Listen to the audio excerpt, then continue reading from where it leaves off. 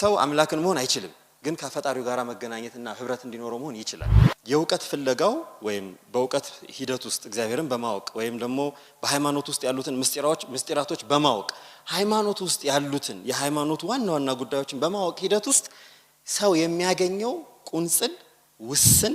ዕውቀት ሳይሆን ሙሉ ዕውቀት ነው የሚያገኘው የዕውቀት የምናገኝበትን መንገድ ከናድ ነው ትክክለኛ ዕውቀት ላይ የምንሄድበትን መንገድ እናጣለን ንባብ ትምህርት ነው የትምህርት መንገድ ነው የማወቅ መንገድ ነው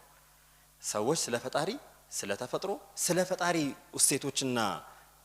ስለ ፈጣሪ ስራዎችና ፈቃዶቹ ስለ ህጎቹና ስለ ስርዓቶቹ እንዲያውቅ የትምህርት መንገድ ሰዎች ክፉና ደጉን በመለየት ሂደት ውስጥ ንጽህናን የሚያገኙት በማወቅ የማንበብ ሂደት በአምልኮ ውስጥ የሚደረግ የአምልኮ የመስፈርት አካል ሆኖ ይቀመጣል ንባብ ስልጣን ነው በቤተ ክርስቲያን የስልጣን የማዕረግ እርከኖች አሉ እና አንዱ እርከን አንባቢ የሚል እርከን ነው አናጉንስጢስ ይባላል